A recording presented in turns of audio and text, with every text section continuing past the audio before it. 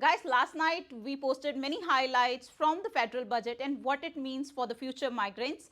But now there is a lot of buzz out there in media about net migration numbers to be halved.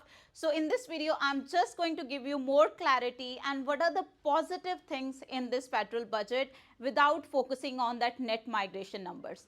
Guys, first of all, you really need to understand when we talk about net migration number, and if you are onshore here seeking for skill migration, you need not to look at the net migration number. You basically need to look at the permanent migration seats. So permanent migration seats, if you look at the last year, they were 190,000, whereas this financial year they are 185,000. So more or less the seats are same, just 5,000 seats are been reduced. It's not such a huge thing, or it's not halved. So net migration numbers, definitely they are going to set to be halved, but when we talk about the permanent migration numbers, they are more and less the same. So that is one thing that you need to be assured of.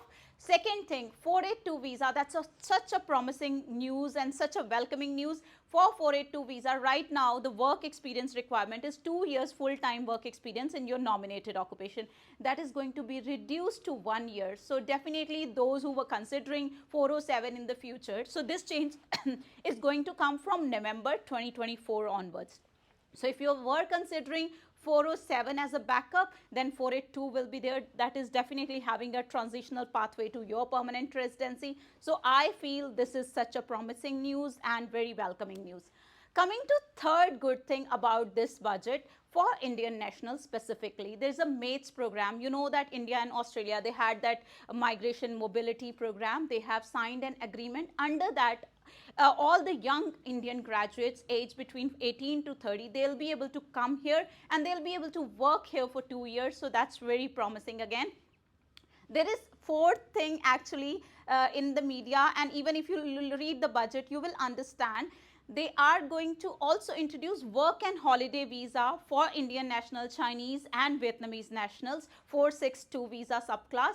So that is another thing which is good for Indian national from this budget. Now talking about the net migration numbers and that negativity everywhere about the numbers to be halved. So what exactly it is, guys, they are going to cap those international student visa numbers. Definitely they are going to be capped. They are focusing right now, even they are forcing these universities and education providers to have accommodation arrangement for students. So these are the certain things that are going to impact future migrants. But future migrant mean would be international students, those who will be applying for student visa. So they are definitely going to be impacted from this budget outcome, whatever the highlights are there in this budget.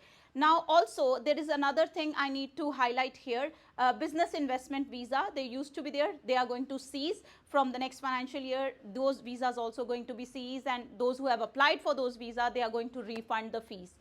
Global talent visa, they are going to rename global talent visa, and they may also amend some of the eligibility criteria for the global talent visa. So these are some of the highlights from the budget, but rest assured guys, permanent migration numbers are not much affected. It is only the net migration, and when we talk about net migration, there are so many other visas come under net migration, even the temporary visa, international student visa, and it is not impacting your skill migration. Skill migration numbers seem to be promising. For more updates, stay tuned.